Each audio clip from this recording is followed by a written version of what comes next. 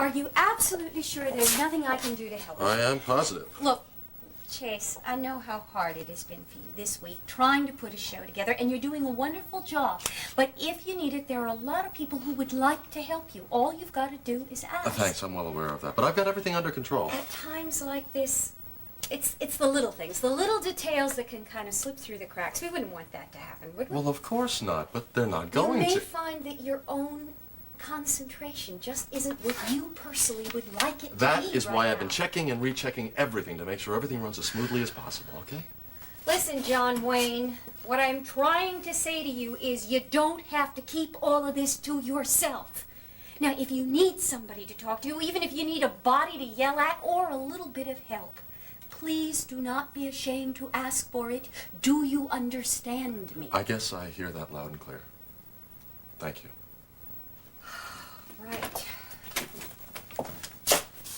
What the?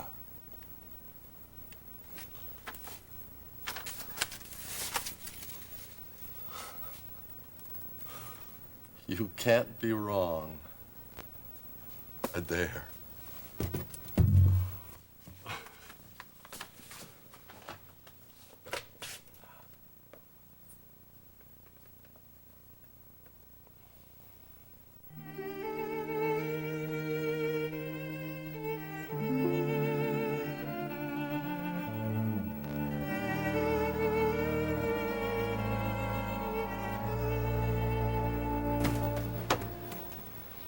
Cagney? Hi. I'm sorry I missed you last night.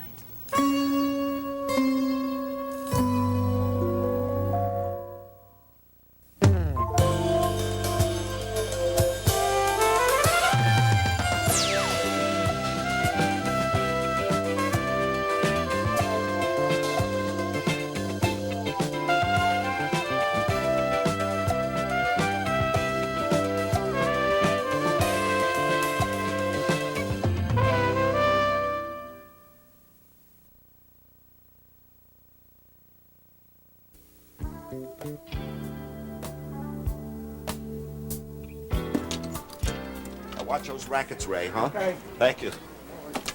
Well, honey, here we are. It's gorgeous. Aren't you glad I talked you into this? You could talk me into a game of tennis Tennis, golf, fishing, dancing, we'll do the whole bit. in 3 days. In 3 days. Did you smell that mountain air? Hey, Mr. Bergman, welcome back. David Sofer, it's good to be back. Oh, Mr. Sofer, Mrs. Turner. How do you do? Welcome, and I hope you'll enjoy your visit with us. Well, I may never go home. Aunt Jo told me you stopped by. She said you were upset. I don't know what would give her that idea. Well, she told me you said something about you were worried I was in some kind of danger. My mistake. Is this a bad time? Would you rather talk later? Doesn't really matter. Are you too busy to talk? Not really. Then would you mind facing me?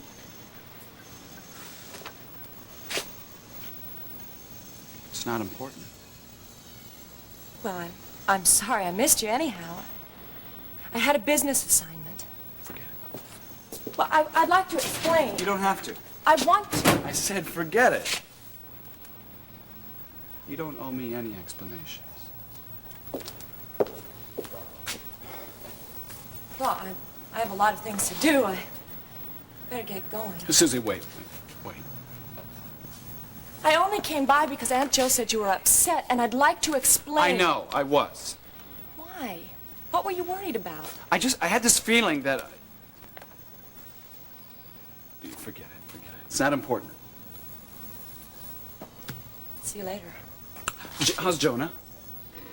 It's fine. Yeah. He misses his weekly breakfast with you. Does he? He's very fidgety. Keeps looking around for you. How do you know he's looking for me? Who else would he be looking for? Susie, look. We really, Susie, hi. I didn't expect to see you here this morning. Cagney, how are you? What do you want? Am I interrupting something? I'm sorry. I didn't expect you to have company. Now that you do, what do you want? Well, actually, Susie and I were discussing you last night. She was telling me what a skilled carpenter you were, and I have some work that needs to be done, and I thought you'd like to earn a little extra money. I already have a job, unless nobody's already noticed, which I better get back to. Oh, well, we both realize that, but we thought you might like to earn a little extra money. I mean, you are a skilled carpenter, and you come so highly recommended. No thanks. Then I can't interest you. Not in this lifetime. My mistake. Susie, your scarf. If I'd known I was going to see you this morning, I would have brought it with me. Oh, you found it? Yes, after you left. It was hiding under the bed. Must have fallen out of your coat. Oh, I'm very glad that you found it. I'll come by and get it sometime. Fine. Cagney, if you change your mind. So long, Susie.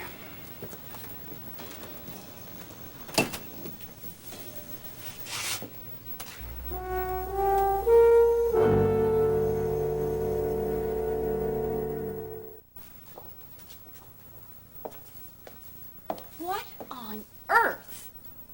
Did your fan club do this? Yeah. It's great, isn't it? Oh, you must be breaking a lot of hearts, Mr. Kendall. Did you forget something?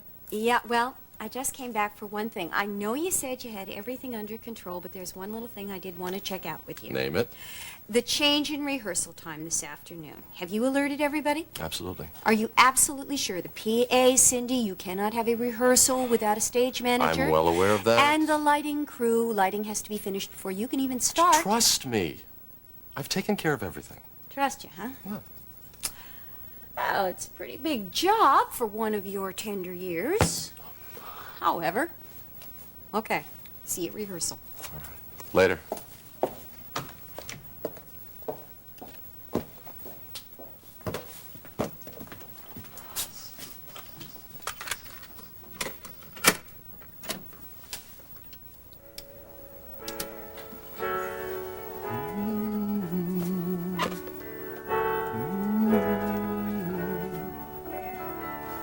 On a special place I've never known,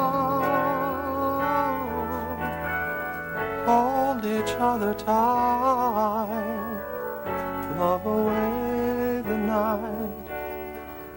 We can't be wrong to feel so right.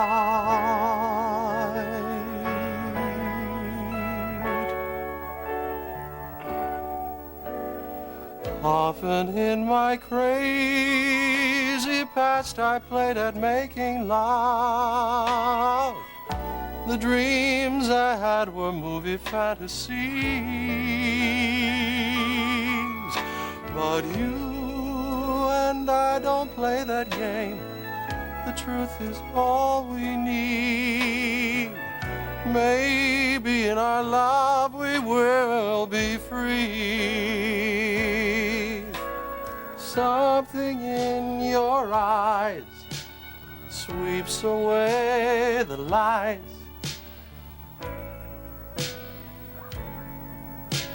It's beautiful. Sing to me.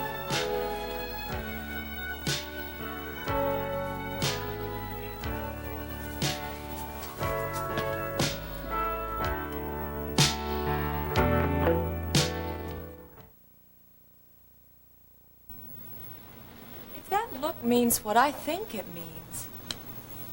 Cagney, I went to Brett's house to give him some decorating ideas.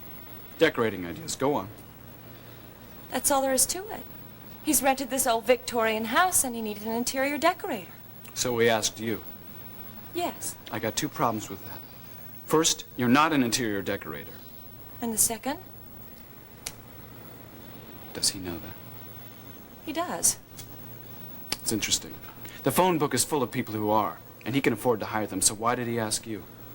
Look, I may not be a trained interior decorator, but I am very capable of rendering an opinion as a favor to a friend. Oh, now he's a friend, huh? Yes. And you're an interior decorator. You paint a couple of toys that I designed, and you become an interior decorator. No, wait a minute, I forgot. You also did a couple of t-shirts for Chase Kendall. That must mean you're a clothing designer too, right? I'm leaving. Yeah, you don't want to keep Brett waiting. You have no right to talk to me this way. Why are you so busy today? You're running a lot of errands for Brett Hamilton, the third? I'll talk to you when you're in a better mood. That might not be for a long time. Fine. I'm very angry. So am I. What have you got to be angry about? You can think about that when I'm gone. Now, wait a minute. I am the one who came to work today only to be insulted by this rich college... He was not insulting you. He was offering you a job. I don't need a job. I have one. Look, it was my suggestion. I told him what a good carpenter you are. I told him about the toys you designed for Jonah. What else did you tell him? I told him that you would love working on that old Victorian house, rather than working in a place like this. What's wrong with this? Nothing. This is where I work, Susie. This is my job. This is where I choose to work. You sound more and more like Stephanie Wyatt every day. You know, I'm not surprised if this is one of her schemes, you know? What is this? Nothing's happened. Nothing's happened.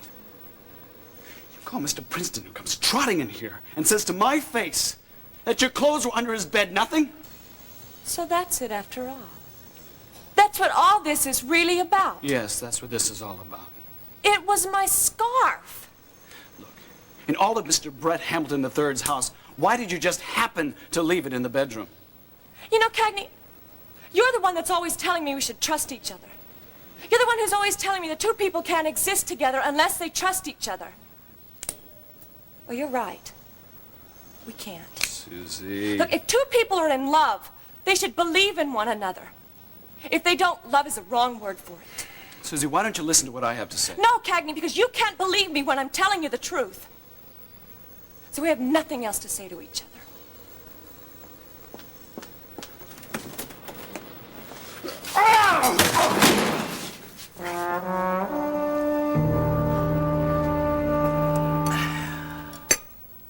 That was terrific. Well, you all set to burn off some of these calories with a brisk hike in the woods? You bet. Got my serious hiking shoes to prove it. Good. Can't wait to get outside. So where are we headed, oh keeper of the lonesome pine? You shall see. Aha, secret paths that only you know. Could be. But you're gonna love it, Joe. That is, if you can keep up. This isn't gonna be some kind of a race, is it? No. Just a leisurely but brisk walk through the cool mountain air. And wait till you see the view. The view, Joe. From the peak, you can see the How whole on earth did you get to be so big? Did you go to school and take lessons, or did you come by it naturally? Of course I took lessons. I used to follow you home from school, don't you remember? You were majoring at that time in interrupting. Oh, very funny. All I'm saying is that the place to do You know, it... if you'd listened to me by now, the whole thing would be over. Listen, first you spot the place, then you decide how. You're going to tell me how to murder somebody? Will you keep your voice down? Oh, now you're going to tell me how to behave. Huh. What did she just say? Well, we must have heard wrong. It's what you get for eavesdropping. Come on, let's No, go. wait a minute, Joe. I'm sure she said murder. No, let's stick around for it. You dripped egg on your tie. Again. Well, are you satisfied? It's tension that does this. Well, if you're so tense, then why don't you let me handle the whole thing? Oh, no, you don't. We're in this together. I don't want to have any arguments at the end about who did what. We share the work and the money, 50-50. Yeah. And if we blow it, then what happens? Do we share the blame 50-50? Absolutely. If you go to the chair, I do too. Listen, Leo. This has to work, or we're finished. I've still got quite a few good years ahead of me, and I don't intend to spend them in a little tiny All room. right. I know the end of that speech by heart. I feel the same way. You do? Well, this has to work then. We have to plan the perfect murder. But that's why it has to take It has place. to be absolutely worked out in detail. Every nuance has to be perfect. There can't be any slip-ups when they question us. Again, I say we have to start with where we're going to kill him. It has to be airtight. Will you listen to me? He has to buy it on the golf course. The golf course, are you out of your mind? At the worst possible place. The flower garden is the only place to do it. What? Oh, no, none for me, thanks. Yes. Leo, Never mind. Just give me the check, please. What, are you going to begrudge me a second cup of coffee? Oh, please, I'd like some more, too. You do, too, don't you, Joe? I thought we'd go out for a walk. Under the circumstances, honey. Oh, thank you. Thank you. This is absolutely ridiculous. I mean, nobody plans murder in a public place over breakfast. Now, Joe, you heard every word I did. Now, should we call the police? well, are you going to tell me why he has to die on the golf course, or aren't you? It's the perfect place because... Everybody can see it. Of course, that's the beauty of it. If you'll just let me finish, you'll hear why it's such a good idea. Oh, excuse me. Go on. I don't believe we're sitting here doing this. Joe, somebody's life could be at stake. Oh, if I get indigestion, it's your fault. Now listen, on the middle of a golf course, there's lots of witnesses, but they're all too far away to be able to see exactly what happens. They're too busy with their own game to watch. Not the way you play it. Now this is the perfect murder. You know I'm right. Jerry's a jogger. He's not a golfer. He plays golf. Only under protest, but he loves to jog. Nobody loves to jog, especially Jerry. Jerry loves to jog, and he's crazy about flowers. When did we learn this? Every morning he jogs in the flower garden. Because there, he absolutely can't be seen. Nobody can notice how tall he is and how blonde he is. But we want the people to see him murdered. We want them to wonder... We do not. We want that body recognizable after the fact. Okay, that's it. Call the police. They're getting very serious. Joe, we should listen to some more. I've and heard then that. tell I've heard plenty. Now, what are we going to tell them, Joe? Would you believe a story like this if you hadn't heard it with your own ears? You are wrong, wrong, wrong, wrong, wrong. Am I wrong? Listen, why don't you just tell me? I mean, don't hold back like that. A man needs to know if he makes a mistake. A man as tall and as blonde as Jerry would be a beacon on the golf course. And if he fell down to the ground, it'd be like a siren going off. But we'll make it appear as if he has a heart attack. No. The flower garden's the only place to do it, and that is that. Well, whatever you say, Lizzie Borden. Skip the hike, huh? Hey, gonna jog, right? Yeah, in the flower garden. Right, he's tall, he's blonde, his name is Jerry. Let's go. Right, okay, come on.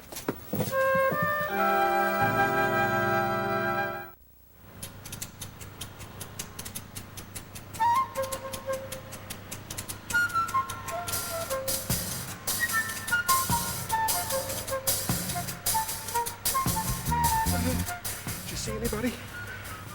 Not a soul. Oh, Joe. Joe, this is gonna kill me. You're missing the point, you know. The idea is to keep somebody else from being killed. So you do the next lap. Where on earth could they be? Just so long as they're far away from Jerry. How are we gonna know that? We don't know who Jerry is. Joe, one thing at a time. I don't think anybody's gonna show up. 5 minutes. Just 5 more minutes. Oh. Come on, you can make it around one more time. Oh, now, honey, really? Come on. No, but think of it this way. You're working up an appetite? Yeah, I've done that already. Okay. Here. You wait. I'll work on mine.